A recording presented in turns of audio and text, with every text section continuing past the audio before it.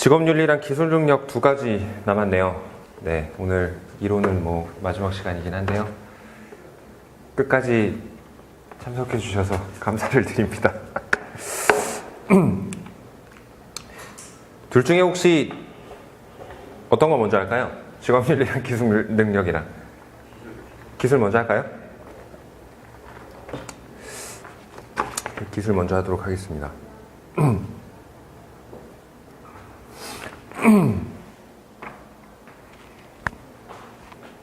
자,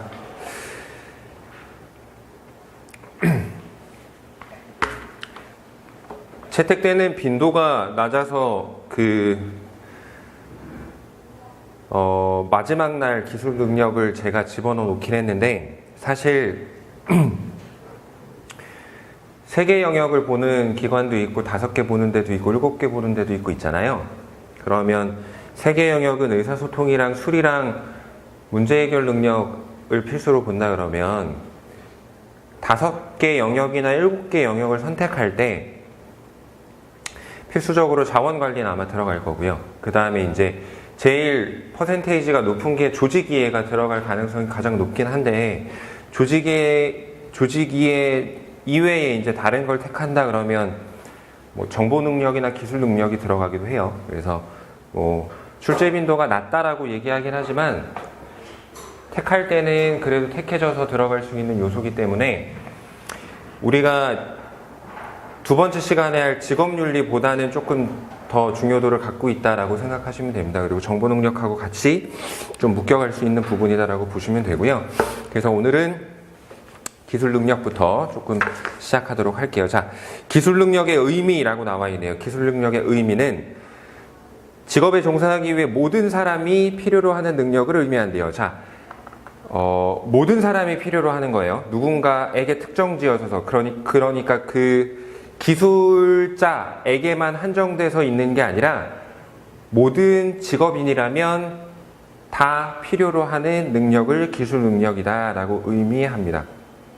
그래서 모든 사람들이 필요로 한다라고 생각하시면 되고, 기술 능력의 구성이라고 나와 있는 이 3가지가 기술 능력에서 배우는 하위 능력들이라고 보시면 돼요. 그래서 기술 이해 능력, 선택 능력, 그 다음에 적용 능력까지 배우시게 될 겁니다. 그래서 이론은 우리가 기존에 하던 대로 간단하게만 짚어보고 넘어가도록 할게요. 자, 기술의 의미 가겠습니다. 기술의 의미는 물리적인 것뿐만 아니라 사회적인 것으로서 지적인 도구를 특정한 목적에 사용하는 지식 체계를 의미한다 라고 나와 있죠.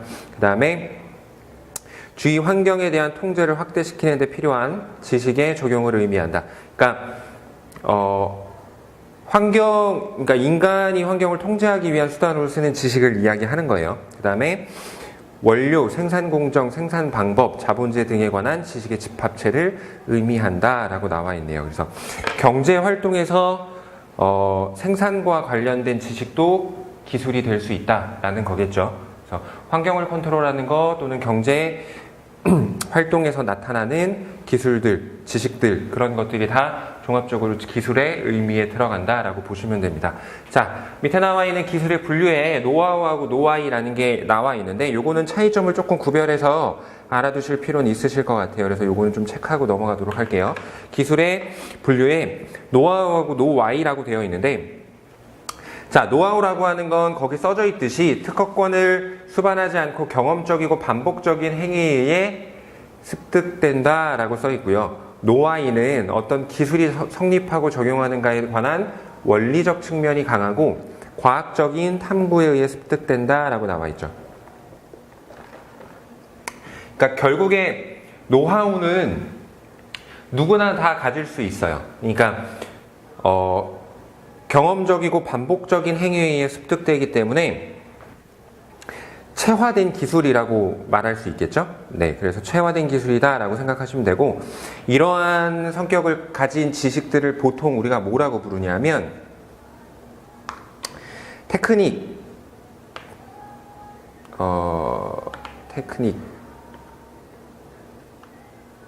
테크닉이라고 부르거나 아트라고 부릅니다.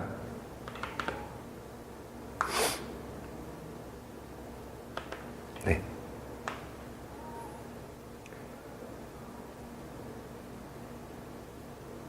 노하우, 그러니까 우리가 경험적이고 반복적인 행위에 의해서 습득되는 노하우, 그리고 이러한 성격을 가지고 있는 지식을 흔히 테크닉이나 아트라고 부른다라는 것 정도까지만 좀 기억을 해주셨으면 좋겠고, 노아이라고 하는 건 밑에 써져 있는 것처럼 과학적인 탐구에 의해서 습득되는 거예요. 과학적인 탐구에 의해서 습득되는 게 노하우다라는 거고, 노아이다. 노하우라는 건 경험적이고 반복적인 행위에 의해서 습득된다라고 보시면 됩니다. 그래서 두 개의 차이점을 물어보는 문제들이 있어요. 그래서 그 두 개의 차이점들을 조금 기억을 하셨으면 좋겠습니다. 자, 밑에 나와 있는 기술의 특징은 한 번쯤 읽어보시고 가시면 되고요. 요거는 그냥 쭉 그냥 읽어보시고 정리하시면 될 것 같습니다. 넘어가겠습니다. 기술 능력의 향상 방법이라는 게 나와 있죠. 전문 연수원을 통한 기술 과정 연수라는 게 있고, 이러닝을 학습 활용을 통한 기술 교육, 상급 학교 진학을 통한 기술 교육, 그 다음에 OJT를 통한 활용한 기술 교육이라는 게 있는데, 전문 연수원, 그러니까 요 부분도 조금 구별해서 알아두실 필요는 있는데, 요건 뒷부분에 가면 문제화돼서 나와 있어요. 그래서 거기에서 각각의 디테일한 내용들을 조금 확인하시고, 일단은 간단하게 설명을 조금 드리자면, 전문 연수원을 통한 기술과정 연수는 일단은 실무에서 행해지는 기술들을 실습할 수 있다는 장점은 있습니다. 그리고 본인 기관의 연수원이 없는 곳들이라면 조금 저렴한 비용 또는 국가 보조금을 받아서 전문 연수원을 통해서 기술 과정을 연수할 수 있겠죠. 그러니까 전문적으로 연수원에 신청해서 그 연수원으로 연수를 하기 위해서 가는 걸 의미하는 거예요. 그래서 본인 기관에 연수원이 없다거나 할 때는 1번의 방법을 많이 쓴다라고 보시면 되고, 장점이 전문 연수원을 통한 기술 과정 연수의 장점은 실제로 연수원에 가서 다양한 프로그램과 다양한 것들을 교육받을 수 있기 때문에 실습이나 우리가 실제 업무할 때 일어날 수 있는 것들에 대한 직접적인 교육이 좀 가능하다라는 것 정도로만 기억을 하시면 될 것 같고요. 두 번째, 이러닝을 활용한 기술 교육은 뭐냐면 인터넷 인강이라고 보시면 돼요. 인터넷 강의 같은 거라고 보시면 돼요. 그러면 물론 장점이 있겠죠. 본인이 하고 싶을 때, 본인이 듣고 싶을 때 선택해서 들을 수 있다는 장점은 있겠죠. 그죠? 그리고 장소나 시간이나 이런 데에 제약을 받지 않는다라는 장점은 있지만, 매체를 통해서 보고 듣는 거기 때문에 이거는 약간 실습적인 측면에선 조금 떨어진다라는 단점은 있어요. 실제로 뭔가를 해볼 수는 없다라는 단점은 있다라고 기억을 하시면 됩니다. 세 번째, 상급 학교 진학을 통한 기술 교육이라고 하는 건 생각하시듯이 대학원이나 그 위에 상급 기관들에 가서 교육을 받는 거라고 생각하시면 돼요. 이거는 좀 전문적인 기술에 관련된 교육을 받을 수 있다는 장점은 있겠죠. 그런 걸로 생각을 하시면 되고, OJT를 활용한 기술 교육, OJT라는 게 뭐냐면 온 더 잡 트레이닝이라고 하는 건데, 이거는 그거예요. 그러니까 본인보다 높은 직장 상사 또는 감독관인 사람들이 실제 업무를 같이 진행하면서 그 상황 속에서 일어날 수 있는 것들에 관한 걸 직접적으로 교육해주는 거 있죠. 그렇게 교육을 진행한다.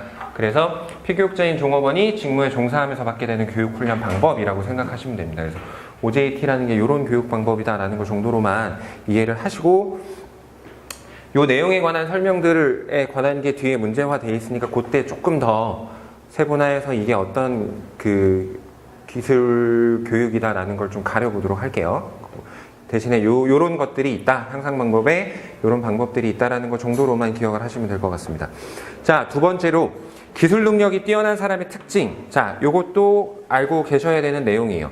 기술 능력 같은 경우에는 이론하고 접목돼서 나오는 문제들이 굉장히 많아서 요 부분들에 나와 있는 이론들은 좀 빠짐없이 쭉 읽어보시고 기억을 하시는 게 좋고요.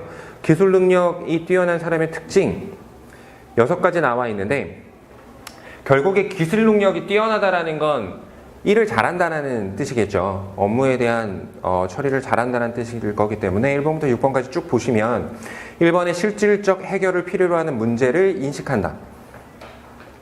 그러니까 문제를 잘 인식하는 사람이 기술 능력이 뛰어나다라고 이야기할 수 있고, 인식된 문제를 다양한 해결 방법에 개발, 평가한다. 뭐 당연한 거겠죠. 그 다음에 3번에 지식이나 기타 자원을 선택, 최적화시키며 적용한다. 이게 기술 능력이 뛰어난 사람의 특징이고요. 네 번째, 주어진 한계 속에서 제한된 자원을 활용한다. 굉장히 중요한 거죠. 그러니까 우리가 그 자원관리에서도 배웠지만 자원은 항상 유한하다라고 얘기했고, 그 한계 안에서 이제 자원을 어떻게 활용하냐가 굉장히 중요한 거기 때문에 주어진 한계 속에서 제한된 자원을 사용한다라고 보시면 되고, 예전에 기업이나 기관들에서는 되게 상황적으로 말이 되지 않는 것들을 요구하는 경우도 있었어요. 그러니까 뭐 직장 상사가 또는 회사 자체에서 이제 업무 프로젝트를 할 때 뭐 이렇게 반드시 성공시켜 뭐 이런 것들이 있었거든요. 근데 요즘에는 그런 것들이 좀 많이 없어졌고, 한계가 있기 때문에 그 한계를 인정하고 그 안에서 최대한 효율적으로 사용을 하는 방법을 찾아낸다라고 보시면 됩니다. 그게 기술 능력이 뛰어난 사람의 특징이다라고 보시면 되고요. 다섯 번째, 기술적 해결에 대한 효용성을 평가한다. 효용성 평가해야 되겠죠. 그 다음에 여섯 번째, 기술의 체계와 도구를 사용하고 습득한다라는 특징을 갖고 있습니다. 그래서 이 기술 능력이 뛰어난 사람의 특징에 관련된 문제는 어떤 상황에 대한 글을 주고요. 그 안에서 그 사람이 어떤 뛰어난 능력을 갖고 있나라는 걸로 선택하게끔 내기도 합니다. 그래서 각각의 내용들을 알고 접목시켜서 찾아내실 수 있으시면 됩니다. 그 다음에 밑으로 내려가시면 지속가능한 발전 속의 기술이라고 나와 있는데, 뭐 전체적으로 다 중요해요. 지금 하고 있는 기술 능력에 관련된 것들은 다 전체적으로 중요해서 다 확인을 좀 하고 넘어가도록 할게요. 자, 지속 가능한 발전 속의 기술이라는 거에, 자, 지속 가능한 발전의 의미라는 게 뭐냐면, 우리의 현재 욕구를 충족시킨과 동시에 후속 세대의 욕구 충족을 침해하지 않는 발전을 의미한다라고 나와 있고요. 경제적 활력, 그 다음에 사회적 평등, 환경의 보존을 동시에 충족시키는 발전을 의미한다. 그러니까 지속 가능한 발전이라고 하는 건 결국에는 지금 사회에서는 환경하고 굉장히 밀접하다라고 보시면 돼요. 기존에는 우리가 환경이나 이런 것들을 생각하지 않고 그냥 경제적인 발전만을 위해서 뭔가 기술이라는 걸 발전시켜 왔다면, 지금은 그런 것보다는 후속 세대에 대한 욕구 충족까지 침해하지 않는 범위에서의 지속 가능한 발전이라는 걸 많이 이야기하고 있죠. 그래서 환경적인 거, 그래서 뭐 우리 많이 얘기하는 신재생 에너지 뭐 이런 것들도 당연히 이런 지속 가능한 발전의 의미 속에 포함되는 걸 거고, 뭐 친환경 산업 뭐 이런 것 또한 당연히 이런 데에 의미를 같이 하고 있겠죠. 그래서 밑에 보시면 지속 가능한 발전 속 기술의 특징이라고 나와 있는 게 그 얘기를 하고 있는 거라고 보시면 돼요. 이용 가능한 자원과 에너지를 고려한다라는 게 결국에는 친환경적인 걸 고려하겠다라는 요소로 보시면 될 것 같고, 자원이 사용되고 그것이 재생산되는 비율의 조화잖아요.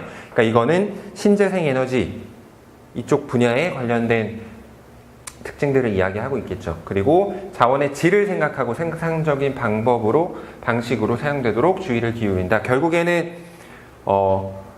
자원을 활용하는 것에 대한 환경 효용에 관한 것도 효용성에 관한 것도 생각을 하겠다라는 거죠. 질을 생각하고 생산적인 방식으로 사용될 수 있도록, 이런 것들이 지속 가능한 발전 속에 있는 기술의 특징이다라고 생각을 하시면 됩니다. 그래서 이 지속 가능한 발전이라고 하는 요 안에서의 기술의 의미나 특징 정도는 조금 알아두시기를 말씀을 드리겠습니다.